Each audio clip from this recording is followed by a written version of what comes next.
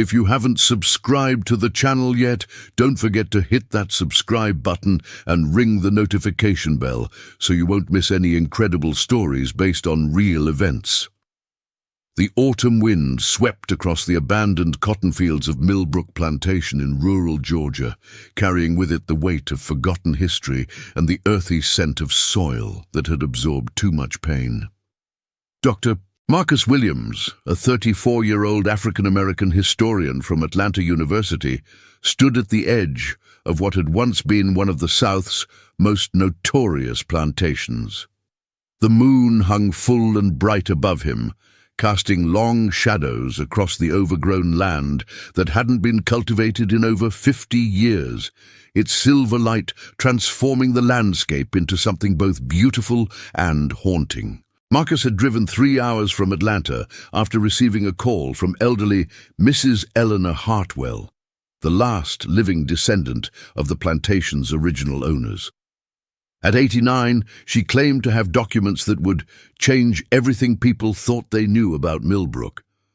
Her voice had trembled over the phone, heavy with secrets she'd carried for decades, secrets that had eaten away at her family's conscience like acid on metal. "Dr. Williams," she had said, her words barely audible through the static of the old rotary phone. "There's something buried in those fields that needs to be brought to light. Something my family tried to hide for generations. I'm dying, and I can't take these secrets with me to the grave." The conversation had lasted nearly an hour, with Eleanor revealing fragments of family stories that had been whispered in hushed tones for over a century.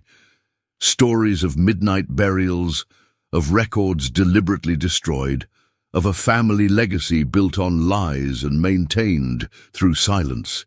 She spoke of her great-great-grandmother's diary, hidden away in the plantation house for decades, containing truths that would shatter the sanitized version of history the Hartwell family had carefully constructed. Now, standing in the moonlight with a metal detector borrowed from the university's archaeology department, Marcus felt the familiar mixture of excitement and dread that came with uncovering painful truths. His grandmother had been born just 2 counties over, and her stories of the old plantations had shaped his career choice. She had told him tales passed down through generations of formerly enslaved people, stories that contradicted the official histories found in textbooks and museums. "The dead don't rest easy when their stories ain't told right," his grandmother used to say, her weathered hands gesturing toward the fields that surrounded their small farmhouse. "They keep calling out until somebody listens." This wasn't just academic research. It was personal, a continuation of his grandmother's mission to ensure that the voices of the silenced were finally heard. The old plantation house loomed in the distance, its white columns cracked and weathered, paint peeling like old scabs. Vines had claimed most of the structure, nature slowly reclaiming what human cruelty had built. The wraparound porch sagged under the weight of neglect, and several windows were boarded up with rotting plywood. Yet even in its decay, the house maintained an air of malevolent authority, as if the cruelties committed within its walls had seeped into the very foundation. Marcus had studied the historical records extensively. Millbrook had housed over 200 enslaved people at its peak in the 1850s, making it one of the largest plantations in the region. The Hartwell family had grown wealthy on cotton, their fortune built on the backs of people treated as property. Yet the official burial records showed only 12 graves in the designated slave cemetery, a small, neglected plot behind the main house marked by weathered wooden crosses and fieldstones. The mathematics didn't add up. Where were the others? In a population of 200 people living in harsh conditions with minimal medical care, the death rate would have been significantly higher. Disease, accidents, violence, and the general brutality of plantation life should have resulted in dozens of deaths over the plantation's 40-year operation. Mrs. Hartwell had given him a hand-drawn map, yellowed with age and brittle to the touch, showing an area about 200 yards behind the main house. The map was annotated in faded ink, with notes written in what appeared to be two different hands. "My great-great-grandfather's journal," she had explained, her hands shaking as she handed him the fragile papers. "He wrote about a man named Samuel, said he was buried where the moon could watch over his rest, whatever that meant. But there were others too, scattered across the property like seeds." The map showed not just one location, but 17 different sites marked with small X's and cryptic notations. Some were labeled with initials, others with dates, and a few bore the ominous notation, "Uprising Casualties." It was a treasure map of sorts, but instead of gold, it promised to reveal the hidden graves of people whose stories had been deliberately erased from history. Marcus activated the metal detector and began his systematic search, following the methodical grid pattern he had learned during his graduate studies in archaeology. The device remained silent for nearly an hour as he covered the designated area in careful, overlapping passes. The work was tedious, requiring patience and precision, but Marcus had learned that the most important discoveries often came to those willing to persist when others would give up.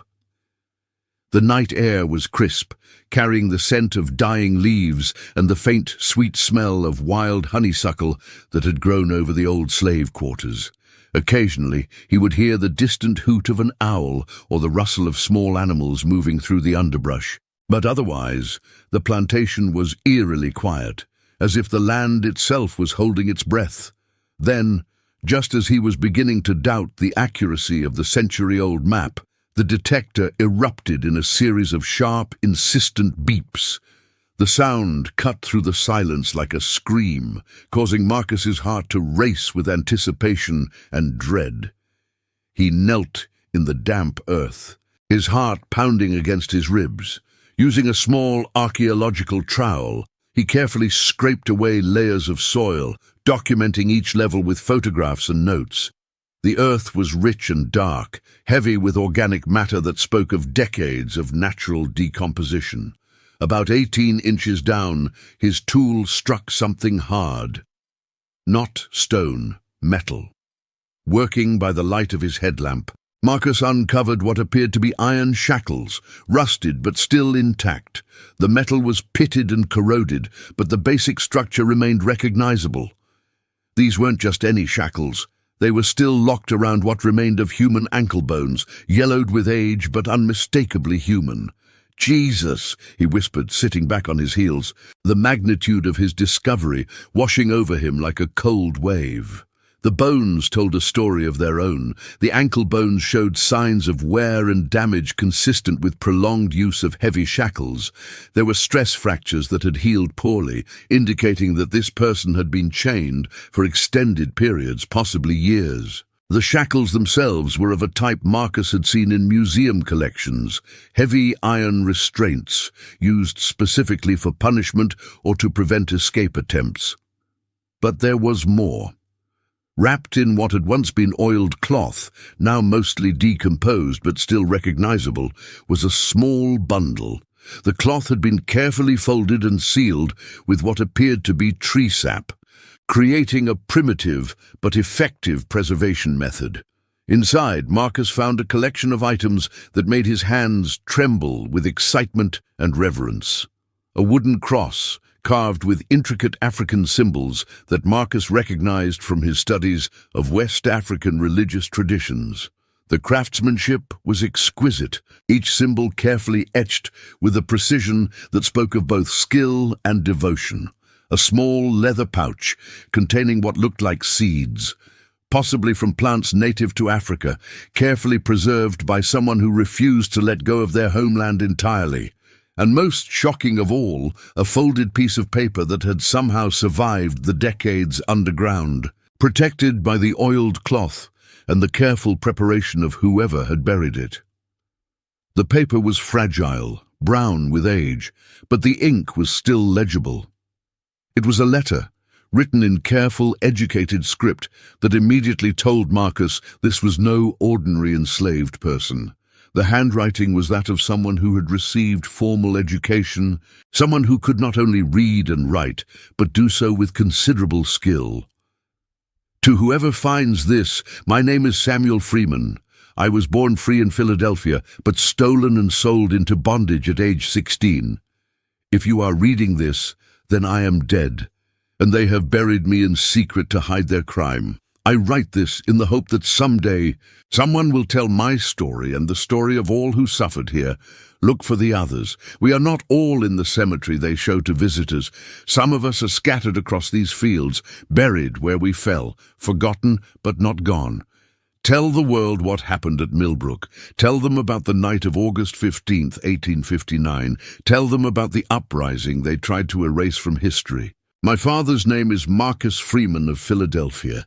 If he still lives, tell him his son died free in his heart, if not in his body. Samuel Freeman, son of Marcus Freeman, grandson of Kwame of the Gold Coast. Marcus's hands shook as he read the letter again, each word burning itself into his memory. August 15th, 1859. He knew that date. It was mentioned in several historical accounts as the night of disturbances at Millbrook, but the official records claimed it was nothing more than a barn fire caused by lightning. The incident had been dismissed as minor property damage, quickly repaired and forgotten. This letter suggested something far different, something that had been deliberately covered up and erased from the historical record. As he carefully photographed the letter and artifacts, Marcus noticed something else in the grave. Scratched into the metal of the shackles were tally marks, dozens of them, arranged in groups of 5 in the traditional counting method. Days, months, years of captivity marked in iron. The marks were deep and deliberate, carved with something sharp over what must have been a considerable period of time. The wind picked up, rustling through the overgrown cotton plants that still grew wild across the fields. In that sound, Marcus could almost hear voices, whispers of the past calling out to be remembered, stories demanding to be told after more than a century of silence. He looked up at the full moon, understanding now why Samuel had been buried where the moon could watch over his rest. This spot was the highest point in the fields, where the moon's light would shine brightest and longest. Someone had cared enough to give Samuel this small dignity, even in death. Someone had wanted him to be found, eventually when the time was right and the world was ready to hear his story. But who? And why had they buried him in secret, yet left clues for future discovery? Marcus carefully reburied the remains, marking the GPS coordinates for a proper archaeological excavation. But first, he needed to understand what had really happened on August 15th, 1859. The letter mentioned others buried across the fields. How many more graves were hidden beneath the Georgia soil? How many more stories were waiting to be uncovered? As he packed his equipment, Marcus felt the weight of responsibility settling on his shoulders like a heavy cloak. Samuel Freeman had waited over 160 years for his story to be told. The least Marcus could do was make sure it was told right, told completely, and told in a way that honored not just Samuel, but all those who had suffered and died in silence. The drive back to Atlanta was filled with questions that demanded answers. Each mile bringing new theories and possibilities. Who was Samuel Freeman? What uprising had the plantation owners tried to erase from history? And most importantly, how many other stories were buried in fields across the South, waiting for someone brave enough to dig them up and bring them into the light? 3 days later, Marcus sat in the climate-controlled archives of the Georgia Historical Society in Savannah, surrounded by boxes of documents that hadn't been opened in decades. The musty smell of old paper and leather bindings filled his nostrils as he carefully handled documents that were fragile with age. His discovery at Millbrook had consumed his thoughts. driving him to take emergency leave from his teaching duties to pursue the truth about Samuel Freeman and the mysterious events of August 15th, 1859. The official plantation records were frustratingly sparse, a deliberate omission that spoke volumes about what the Hartwell family had chosen to hide. The family had been meticulous about recording cotton yields, slave purchases, equipment maintenance, and financial transactions, but curiously silent about the people who made their wealth possible. Most enslaved individuals were listed only by first name and estimated age, treated as inventory rather than human beings with histories, families, and dreams. Marcus had requested every document related to Millbrook Plantation, and the archivists had wheeled out cart after cart of boxes, bills of sale that reduced human beings to monetary transactions, correspondence between plantation owners discussing the management of their human property, medical records that documented injuries and illnesses with clinical detachment, insurance policies that listed enslaved people alongside livestock and farm equipment. But Marcus had learned to read between the lines of such documents, to find the human stories hidden within the cold bureaucratic language. In the medical expenses, he found references to treating injuries from the disturbance and payments to Dr. Henry Morrison for emergency services rendered during the night of August 15th. In the correspondence with neighboring plantations, there were coded references to maintaining order, preventing the spread of dangerous ideas, and coordinating security measures. One letter from plantation owner Jeremiah Hartwell to his brother in Charleston caught Marcus's attention. Dated August 17, 1859, it was written in a shaky hand that suggested the author was deeply shaken by recent events. Dear brother, I write to inform you that we have experienced a most serious incident at Millbrook. The situation has been contained, though at considerable cost to both property and peace of mind. The ringleader has been dealt with permanently, and his body disposed of where it will not inspire further rebellion among the remaining population. I have instructed our overseer, Jenkins, to spread word that the troublemaker escaped north, though we both know the truth of the matter. The others involved have been sold to plantations in Mississippi and Alabama. Better to scatter them like leaves in the wind than risk another coordinated effort.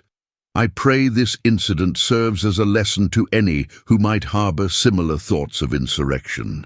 The very idea that they could organize such a scheme under our noses is deeply troubling. We must be more vigilant in the future. I've also taken the precaution of increasing our security measures and have spoken with neighboring plantation owners about coordinating our efforts to prevent any similar incidents. The contagion of rebellion must not be allowed to spread. Please burn this letter after reading, as I do not wish these details to become public knowledge. The letter was dated August 20th. 1859, 5 days after the date mentioned in Samuel's hidden message. Marcus's pulse quickened as he realized he was reading a confession to murder written in the careful language of a man trying to justify the unjustifiable. Dealt with permanently and body disposed of, this had to be referring to Samuel Freeman. But what exactly had happened that night? What kind of coordinated effort had Samuel organized that so terrified the plantation owners? Marcus spent hours poring over shipping records, looking for evidence of the mass sale of enslaved people that Jeremiah Hartwell had mentioned. He found it in the records of slave traders operating out of Savannah, a large transaction dated August 25th, 1859, involving the sale of 34 people from Millbrook Plantation to various buyers in Alabama and Mississippi. The ages ranged from 16 to 45, prime working age, exactly the demographic that would be involved in any organized resistance effort. The names on the bill of sale told their own story: families torn apart, children separated from parents, husbands and wives sold to different states. Marcus recognized some of the names from other plantation records, people who had been born at Millbrook, who had spent their entire lives on the property, suddenly uprooted and scattered across the deep South as punishment for their association with Samuel Freeman. His breakthrough came from an unexpected source. While researching newspaper archives, Marcus discovered that the Savannah Morning News had run a small item on August 18, 1859, about a minor disturbance at a plantation in the interior. The article was brief and clearly sanitized, but it mentioned that order was restored by local authorities with the assistance of neighboring plantation owners, and that one agitator was killed while resisting arrest. The language was telling: agitator rather than slave, killed while resisting arrest rather than murdered. Even in death, Samuel Freeman was being denied his humanity by a press that served the interests of the plantation class. More revealing was what Marcus found in the personal diary of Dr. Henry Morrison, a physician who had been called to treat injuries at Millbrook. The diary, donated to the Historical Society by Morrison's descendants in the 1960s, contained detailed entries about his medical practice, including house calls to various plantations in the region. His entry for August 16, 1859, made Marcus's blood run cold. Called to Millbrook Plantation before dawn to treat injuries sustained during what Hartwell calls a minor incident.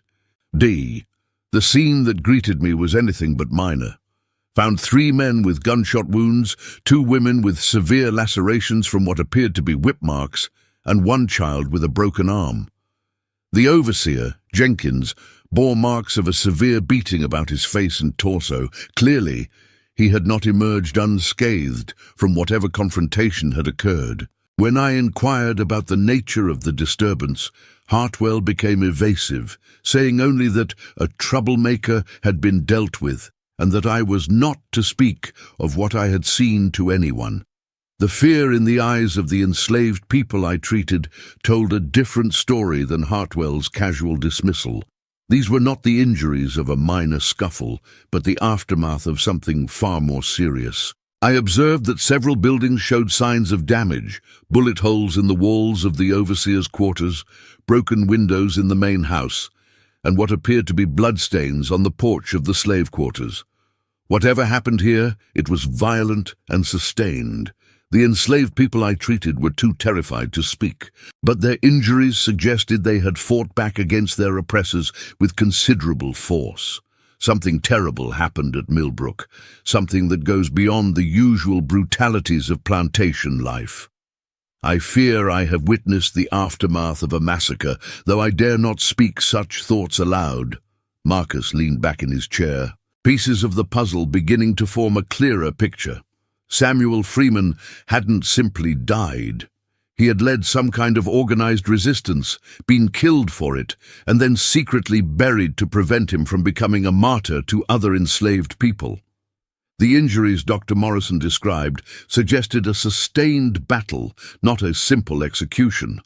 But Marcus needed more evidence. He spent the next 2 days tracking down every document related to Millbrook Plantation, cross-referencing names and dates, building a comprehensive timeline of events. In the records of neighboring plantations, he found references to increased security measures implemented in late August 1859. Several plantations had purchased additional firearms, hired extra overseers, and implemented new restrictions on the movement of enslaved people. The Whitmore Plantation, located just 5 miles from Millbrook, had installed new locks on all slave quarters and implemented a system of night patrols. The Beauregard Plantation had purchased a pack of bloodhounds specifically trained for tracking runaway slaves. The Patterson Plantation had built a new jail specifically for housing troublemakers and agitators. The pattern suggested that whatever had happened at Millbrook had sent shockwaves through the entire region, creating a climate of fear among plantation owners who suddenly realized that their human property might be more organized and dangerous than they had previously believed. Marcus's most significant discovery came from an unlikely source: the diary of Sarah Hartwell, Jeremiah's wife. Her entries, written in a delicate script that spoke of education and refinement, revealed a woman tormented by what she had witnessed. Unlike her husband's careful euphemisms, Sarah's diary entries were raw and honest, filled with guilt and horror at the events she had been powerless to prevent. August 15th, 1859. I cannot sleep. The screaming has stopped, but it echoes still in my mind like the cries of the damned. Jeremiah says it was necessary, that Samuel was planning to murder us all in our beds, but I saw the man's eyes when they dragged him away. There was no madness there, no bloodlust, only a desperate desire for freedom that I recognize, because I have felt it myself, trapped as I am in this life of genteel brutality. How many more will die before this terrible institution ends? How many more graves will we dig in secret? How many more families will we tear apart in the name of order and profit? I am complicit in this evil, and I fear God's judgment will be swift and terrible. August 20th, 1859. They buried him in the far field, where Jeremiah says the moon can watch over him. I do not understand my husband's sudden poetry, but I am grateful Samuel was not thrown into the swamp like Jenkins suggested. Some small mercy in this ocean of cruelty.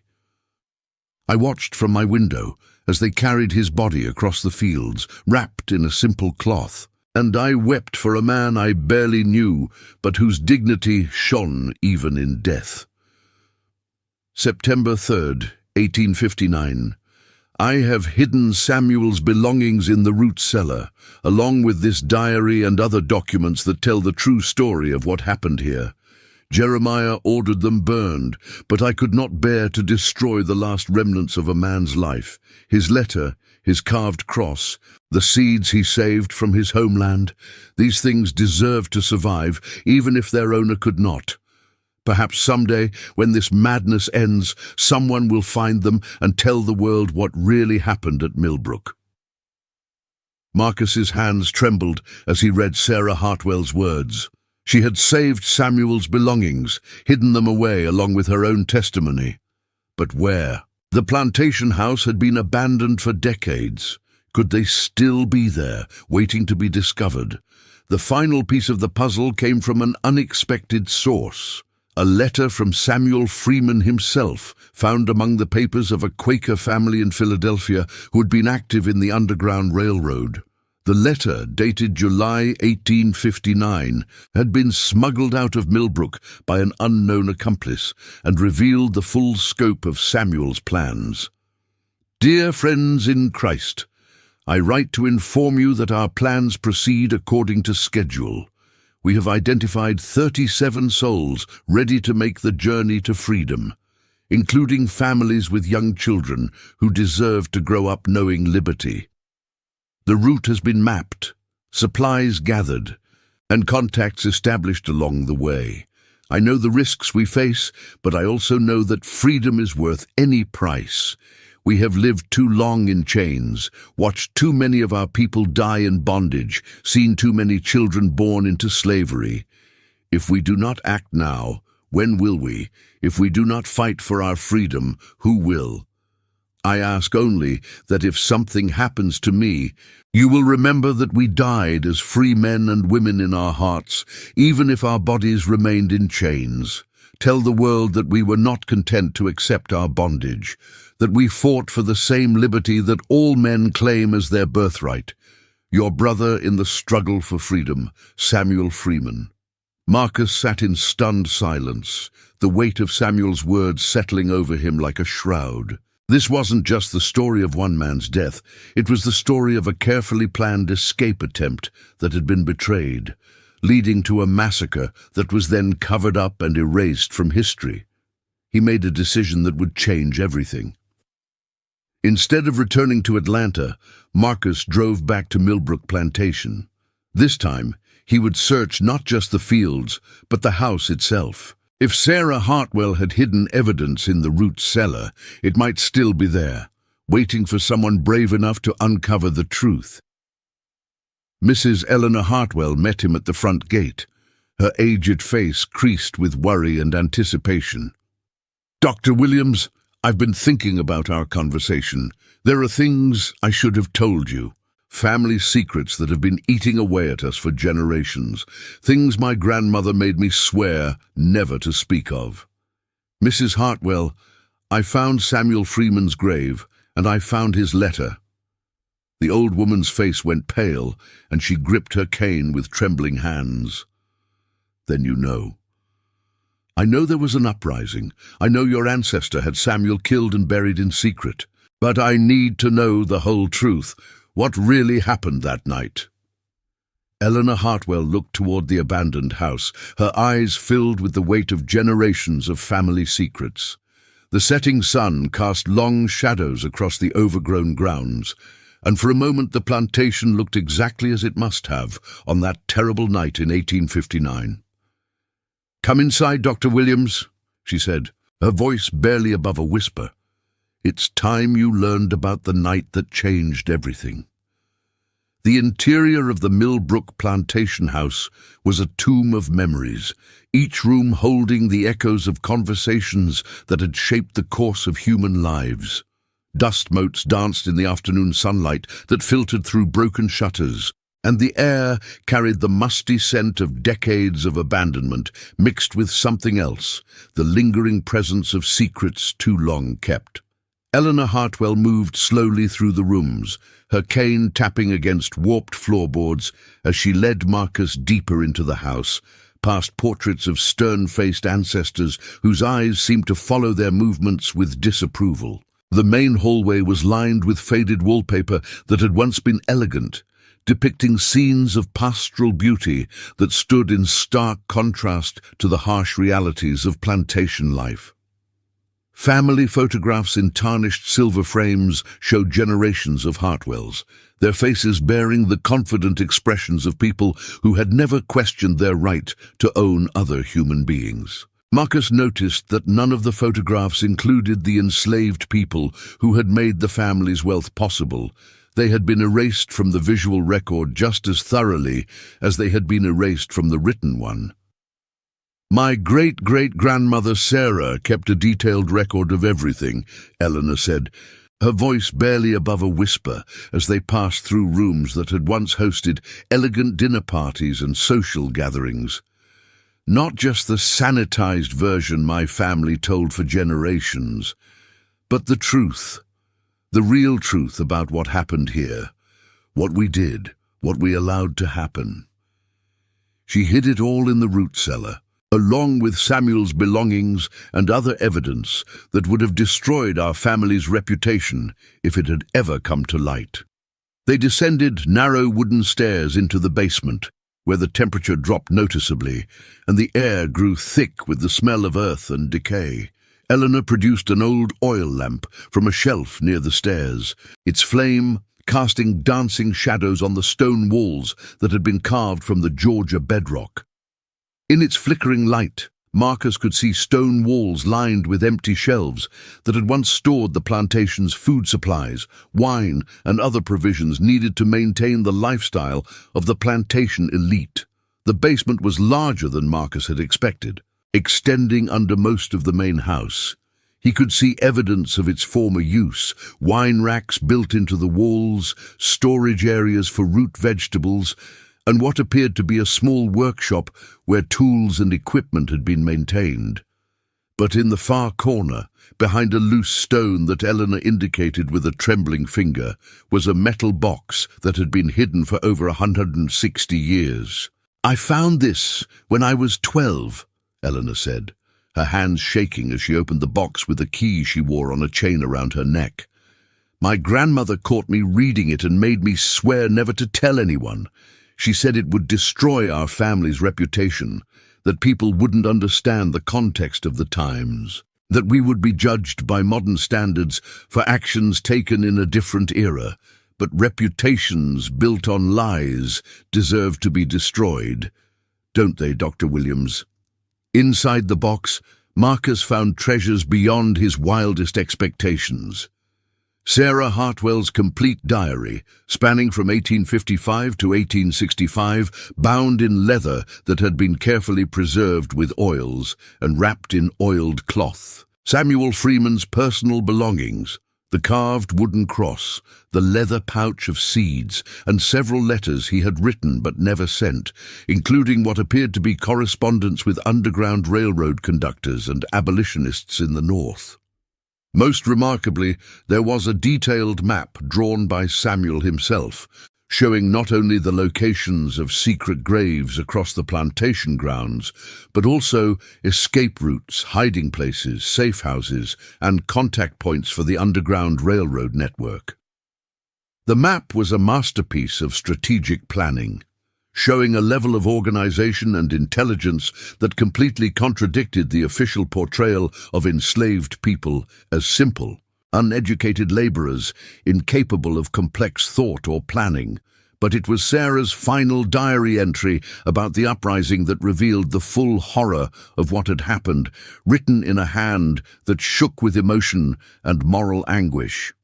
August 15th, 1859. I must record the truth, for history will surely lie about this night, and someone must bear witness to what really happened here. Samuel Freeman was not a violent man seeking to murder innocent people, as Jeremiah now claims. He was a leader, a man who could read and write better than most white men I know, who spoke of freedom not through bloodshed, but through escape, through the careful coordination of a mass exodus that would have taken 37 souls away from this place of torment.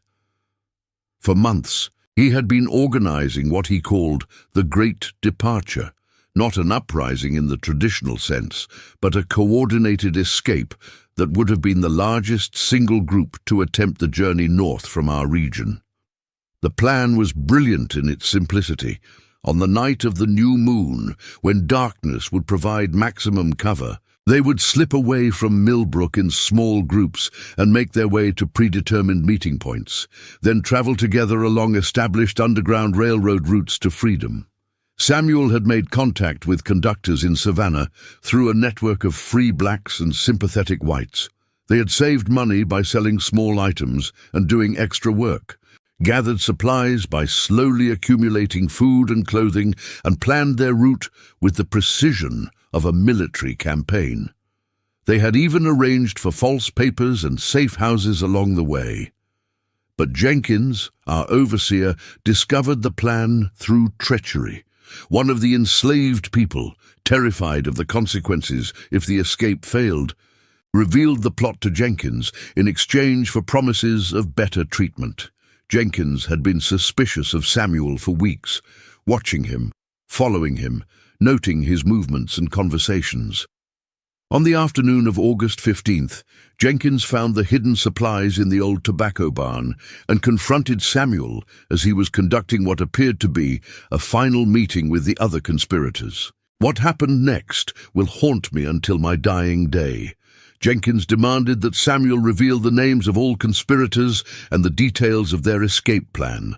When Samuel refused, Jenkins began beating him with a leather strap, the same one he used to punish field hands for minor infractions. Still, Samuel would not betray his people, even as the blood ran down his back and his knees buckled from the pain. Jeremiah arrived as the beating escalated, drawn by the sounds of violence and Jenkins's shouted demands for information.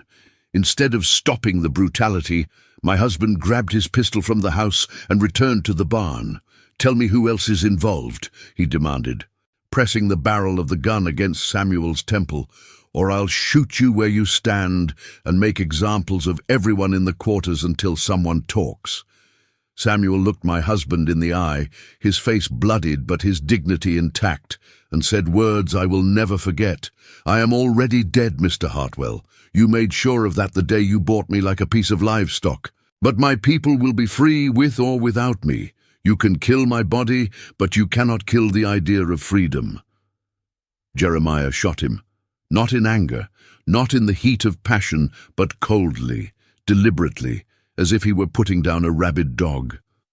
Samuel fell to his knees, blood spreading across his shirt, but he did not cry out. He did not beg for mercy or plead for his life. He simply closed his eyes and whispered what sounded like a prayer in a language I did not recognize, perhaps the language of his ancestors, calling them to welcome him home. But the gunshot had been heard throughout the quarters. The other enslaved people came running, thinking there had been an accident or that someone needed help. When they saw Samuel dying in the barn, several of them attacked Jenkins and Jeremiah with farming tools, hoes, shovels, anything they could find. In the chaos that followed, more shots were fired. 3 people were killed, including a woman named Ruth, who had been Samuel's closest friend and fellow organizer, and a teenage boy named Isaac, who tried to shield her body with his own. The violence spread to the quarters as other enslaved people, hearing the gunshots and seeing their friends killed, began to fight back with a fury born of decades of oppression. Windows were broken, buildings were damaged, and for a brief, terrifying moment, it seemed as though the natural order of the plantation might be overturned entirely. The survivors were beaten into submission by Jenkins and the field hands Jeremiah had armed with rifles. By dawn, the rebellion was crushed, but not before word had been sent to neighboring plantations. Armed men from 5 plantations arrived by sunrise, and the surviving conspirators were loaded onto wagons and sold to traders heading west. Their families torn apart as punishment for their association with Samuel's escape plan. Samuel died slowly, taking nearly an hour to succumb to his wounds. His last words were to ask that someone tell his father in Philadelphia that he had died free in his heart, if not in his body, and that the seeds of freedom he had planted would someday grow into a mighty tree. We buried him in the far field, not out of respect, but to hide the evidence of murder. Jeremiah chose the spot because it was the highest point on the plantation, visible from the slave quarters, a reminder to others of what happened to those who dreamed of freedom. But I think Samuel would have approved of the location. From there, he could watch over the fields where he had labored, and the moon could watch over him in return. I am complicit in this evil. I watched it happen and did nothing to stop it. I could have intervened, could have spoken out, could have refused to participate in the cover-up that followed. Instead, I remained silent, protecting my comfort and social position while good people died for the crime of wanting to be free. I can only pray that someday someone will find this record and tell the world what really happened to Samuel Freeman and the others who died, for the simple desire to live as human beings rather than property. Marcus sat in stunned silence, the weight of Sarah's confession settling over him like a shroud. This wasn't just the story of one man's death. It was the story of a systematic cover-up that had erased dozens of people from history, a carefully orchestrated campaign to hide evidence of both organized resistance and mass murder. Eleanor Hartwell watched his face in the lamplight, her own features etched with the guilt of generations. "There's more," she said quietly, reaching deeper into the box. Samuel's map shows 17 different burial sites across the plantation, each one marked with the name and story of the person buried there.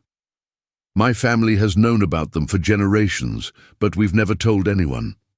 We've been living on a graveyard, Dr. Williams, and pretending it was just farmland. Marcus studied Samuel's hand-drawn map, noting the careful detail with which he had marked not just burial sites, but escape routes, hiding places, safe houses, and contact points for the Underground Railroad network.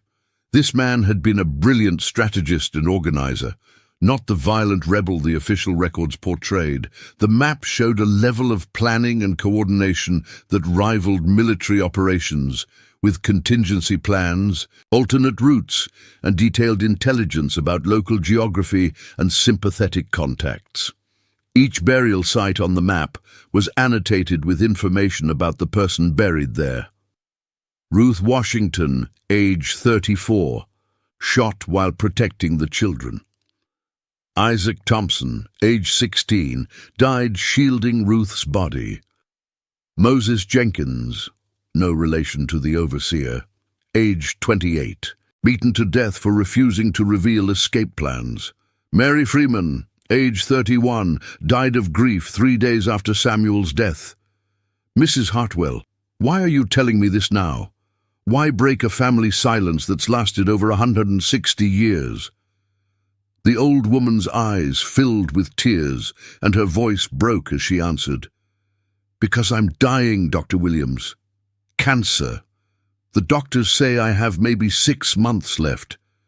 And I can't take these secrets to my grave. My family built their wealth on the backs of enslaved people, then spent generations lying about how those people lived and died. We've been cowards, hiding behind social respectability, while the truth rotted away in this basement." She handed him a thick folder filled with legal documents, deeds, and official papers. "I'm donating the entire plantation to your university, Dr. Williams. All 800 acres, the house, everything. I want it turned into a memorial and research center. I want every grave found, every story told, every lie exposed. I want the world to know what happened here. And I want the people who died here to finally receive the dignity and recognition they were denied in life." Marcus felt tears streaming down his face as he realized the magnitude of what Eleanor was offering. This wasn't just a generous donation, it was an act of moral courage that would transform how people understood the history of slavery in Georgia and across the South. "Mrs. Hartwell, this is incredible, but why me? Why trust me with something this important?" "Because you're the first person who cared enough to dig. You're the first person who looked at that field and saw people instead of property. You're the first person who understood that Samuel Freeman's story needed to be told, not hidden away like a family shame. Samuel waited 164 years for someone like you to find him." As they climbed back up from the root cellar, Marcus's mind raced with the implications of what he had learned. This wasn't just a historical discovery, it was a complete rewriting of the narrative around one of Georgia's most notorious plantations.